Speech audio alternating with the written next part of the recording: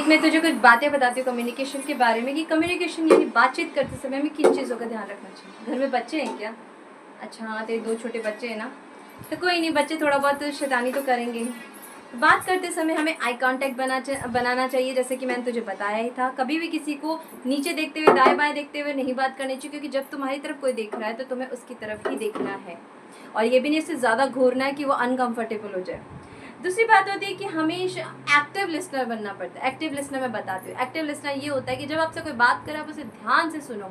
कई बार उसमें से वो कुछ ऐसे सवाल कर लेता है, कोई मीटिंग में आप हो, कहीं जा रहे हो, तो क्या होता है ना कि आपको समझ में नहीं आता हम क्या जवाब दें, क्योंकि हम खोए खोए रहते हैं। हम है ना, फिजिकली तो वहाँ पर रहते हैं लेकिन मेंटली हम कहीं और रहते हैं। तो हमें दोनों तरह से फिजिकली और मेंटली वहाँ रहता है, उसे एक्टिव लिसनर बोलते हैं, कि हमेशा सामने वाले की बात ध्यान से सुनना।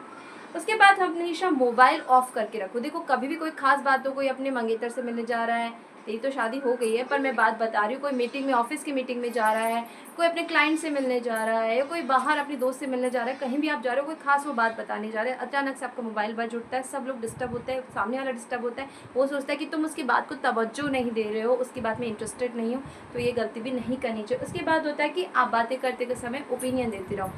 जैसे कोई बात अच्छी लगी तो आपको ऐसे बोलना, अरे वाह वाह दैट्स ग्रेट, क्या बात है।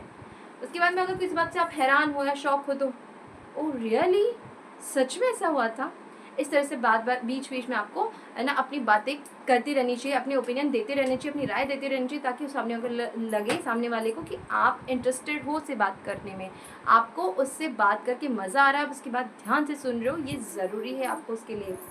इसके बाद होता है कि बातें करते समय हमें बार बार घड़ी या मोबाइल को नहीं देखना है।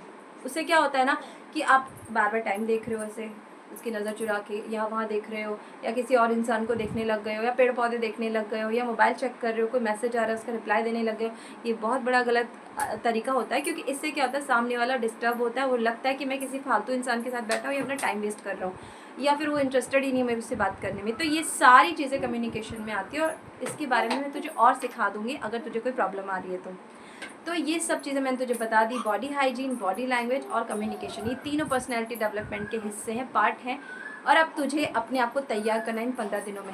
रही बात कपड़ों की, मैं तुझे कपड़े अवेलेबल करा दूँगी, मेरे पास पड़े हैं, और तू मेरे कपड़े ट्राई कर सकती है। वैसे भी तेरे और मेरे तो साइज़ में कोई डिफरेंस है नहीं। तो मैं 15 दिन बाद तुझसे मिलूंगी ये देखने के लिए। ये सारे नोट्स मैं तुझे व्हाट्सएप पे, तेरे पास मोबाइल है ना, स्मार्टफोन तो सबके पास होता है, मैं सब व्हाट्सएप पे भेज दूंगी, ताकि तू ये अपने आप को ट्रांसफॉर्म कर सके। देख, कॉलेज जाते हैं, स्कूल जाते हैं, आजकल 11-12 के बच्चों को भी है ना पर्सनैलिटी डेवलपमेंट की ज़रूरत होती है, स्पीच देने के लिए, या कोई डिबेट कॉम्पिटिशन में, या आप कहीं भी जा रहे, इंटरव्यू देने जा रहे हो, या अपनी स्कूल ना